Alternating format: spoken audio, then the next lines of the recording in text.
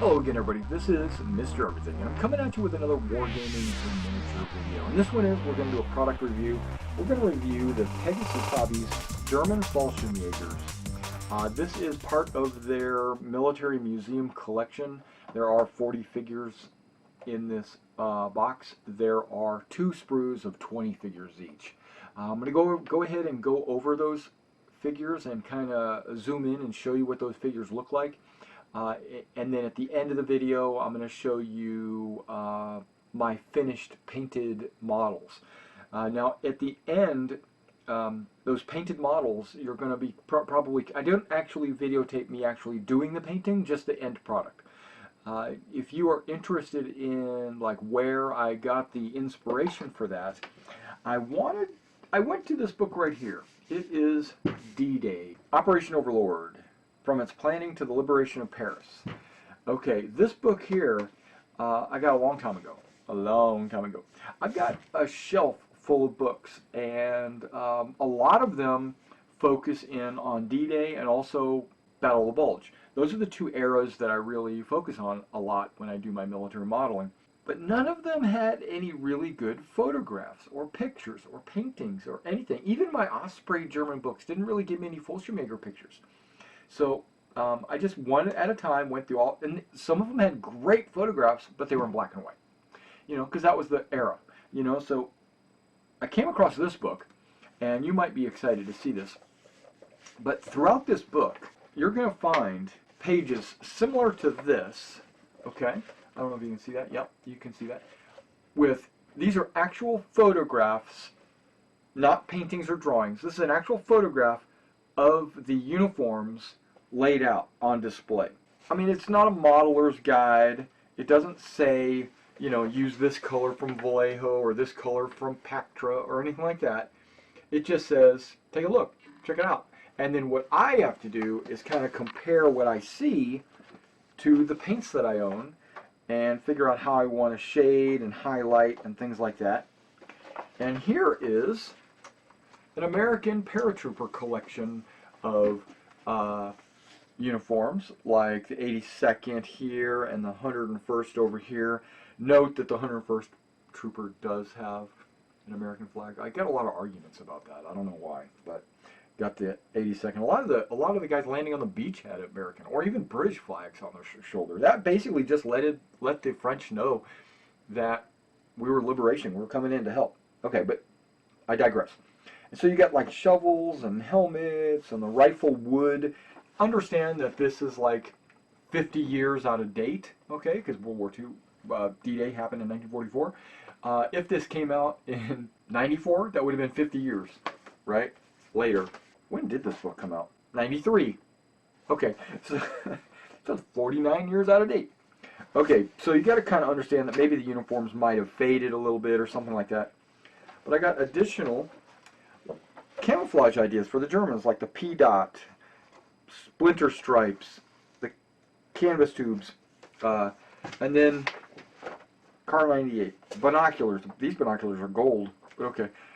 So what I did was I went through here and I tried to find, was there anything that was German paratrooper related, you know, the Fallschirmjäger. And what did I find? I found one. Okay, that's the British paratroopers, which I've already done. Looks like Marines, infantry, U.S., paratroopers, Navy uniform, Panzerfaust and machine guns. Must be getting close. All right, and then right here, there's a Fallschirmjäger camouflage smock as well as an OD green, right? Just their field gray green. Their grenades, their FG-42s, MP-40s, their helmet with a helmet cover. This was a great resource.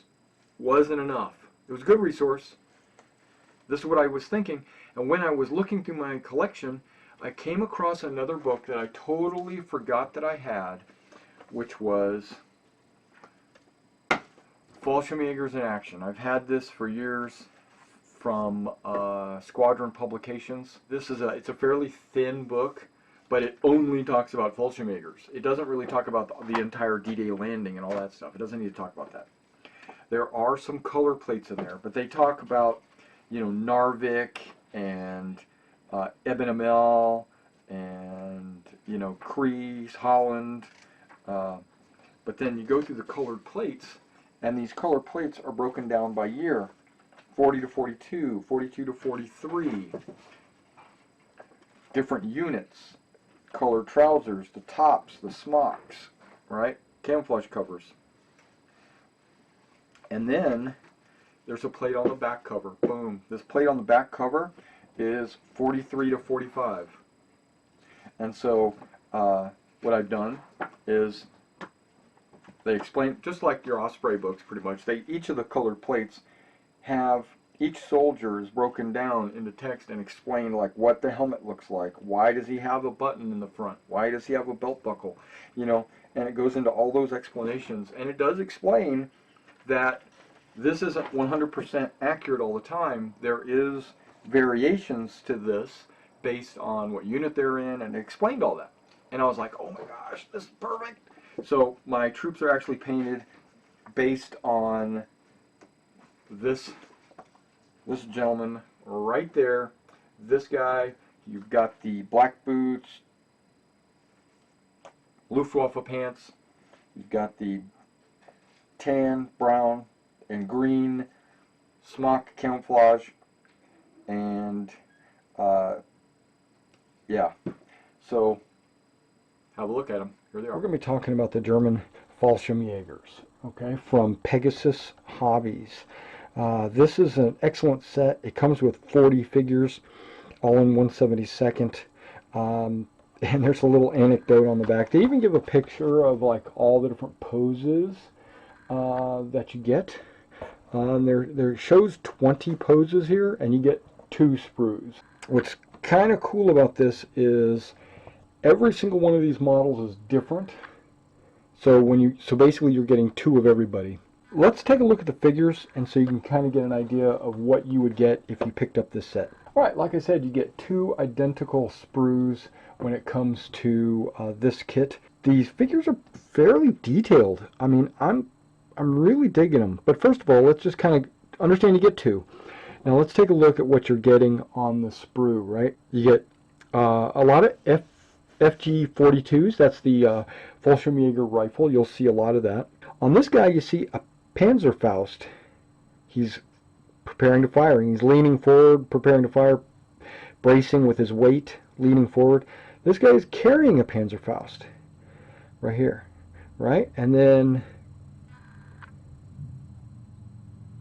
where's he at? This guy, he's got a Panzerfaust in his right hand. I don't know where his rifle's at. Lost his rifle. But okay, and then this guy's got a Panzer Schreck. Pretty cool. And these couple of these guys got MP40s. This guy's got a soft cap MP40. MP40 throwing a grenade. These are all MP40s. And then there's the machine gunner, light machine gun right there. The rest are all rifles. Oh, MP40 kneeling. It looks like he's got a grenade in his hand. I don't know. I think I'm going to make him the assistant to the Panzerschreck, because that's what, a 2-man team, right? Possibly. I don't know. I'm going to have to look at what kind of figs I'm getting. Something I did want to point out is this rifle came a little bent on it. Okay, this is a hard plastic. This is not a soft plastic like the SS Set 2 that I got that you had to assemble. That was kind of a soft plastic. These guys, this is definitely a hard plastic. Okay, this is hard. There's no assembly required on any of these. There's some trimming. You got to get rid of all these injection molding cups.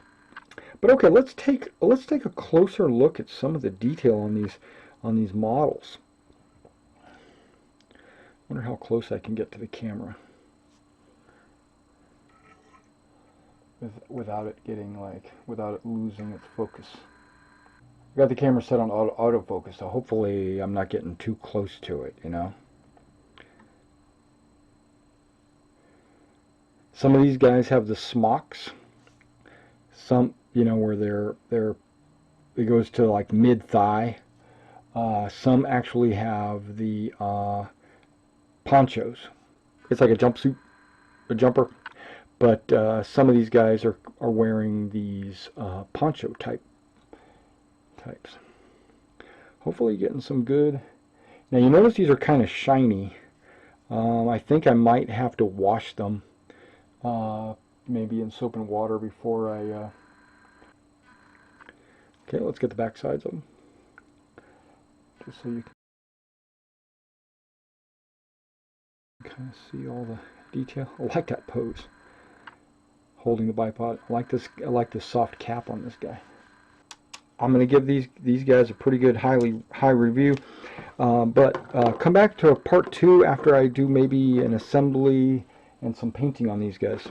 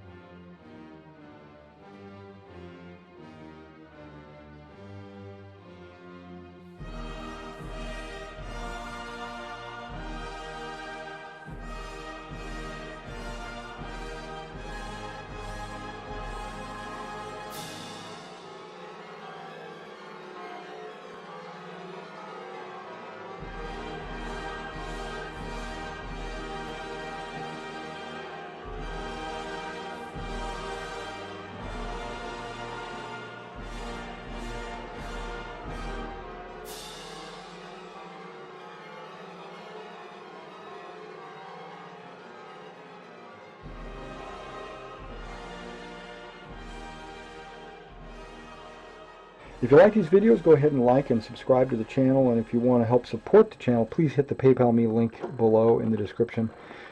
Every donation is appreciated.